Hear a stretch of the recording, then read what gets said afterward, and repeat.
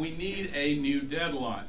And the vagueness of the calendar stretching out ahead has been of great concern to me. There was discussion of a midterm conference of the parties sometime in the middle of the year, maybe in Bonn, maybe somewhere else, and then a previously scheduled conference of the parties that would have, if this had been a success, take up soil carbon and some other things that really need to be worked on in December. They moved that to November the 8th. And in some ways this is inside baseball, but I don't think so. I think it's really important. Looking ahead at what happens, I think is necessary to increase the chances for success. And here's my thought process.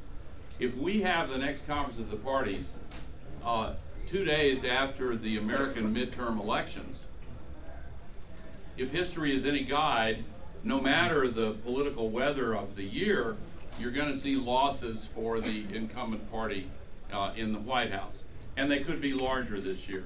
And the denier opponent's noise machine will work overtime to characterize those losses as a result of the cap and trade legislation passed in the House, et cetera, et cetera. Going to Mexico City 2 days after such an election, I don't think is a good formula for the kind of heroic action that's really needed at this next conference. I also believe, having worked on this issue for a long time, Tim Worth and I have been partners on this for 30 years, for God's sake, and laboring in the vineyards. And you know, for some strange reason, when it's hot outside, there's an impact. Shouldn't be that way, because we all know that is irrelevant. But the calendar and the timing, to wait a full year to just barely squeak by 2 days, the U.S. midterm elections, I think is really short-sighted myself. I think we need a sense of urgency.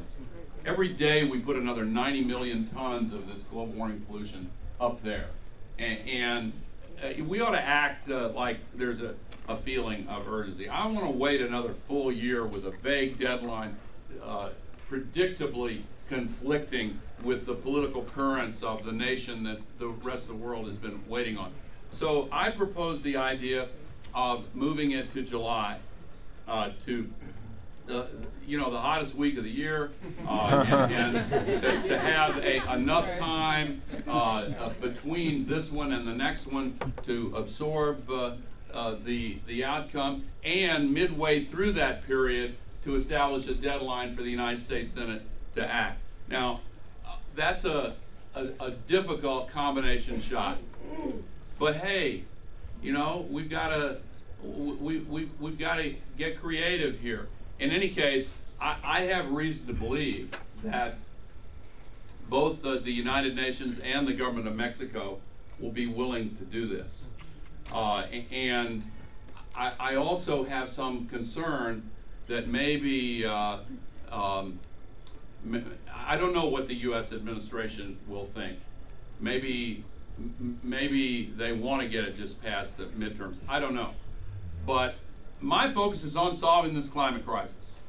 And I'm tired of it being subrogated to small bore politics. I'm not saying that's what they're doing. Don't get me wrong, and I haven't heard them say this at all. But I have a feeling that there'll be some resistance, because often the climate gets subordinated to other concerns that are not even on the same scale, not even close to the same order of magnitude. I want to solve this climate crisis. The best chance that we have to do it, in my opinion, is to go all out to pass this legislation in April in the United States Senate, and then see if the world will gather in Mexico City in July and collect the results of this. If this new French-Ethiopian proposal that has a 6-month clock starting on Friday comes to pass, and that'll work perfectly with the timing as well.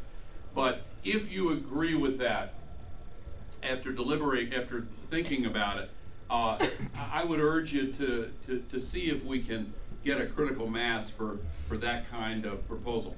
But whether that works or not, whatever the road ahead, the success in our success in solving this climate crisis will depend on changing minds and hearts and lifting the support for meeting the moral responsibility we have to our kids and the generations after, and to ourselves for that matter, because we know this is unfolding now in any case.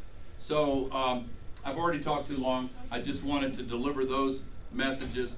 I'll close by again thanking all of you for coming, and for those of you who would like to partner in these efforts of which the Alliance is a part, please let Maggie know, let me know. For those of you who would like to directly support the Alliance, we need the help. We have to triage now on how many organizers to put in each state. We're looking at Indiana right now, and we're looking at, well, I won't go through the list of states, but you can probably pick them out as well.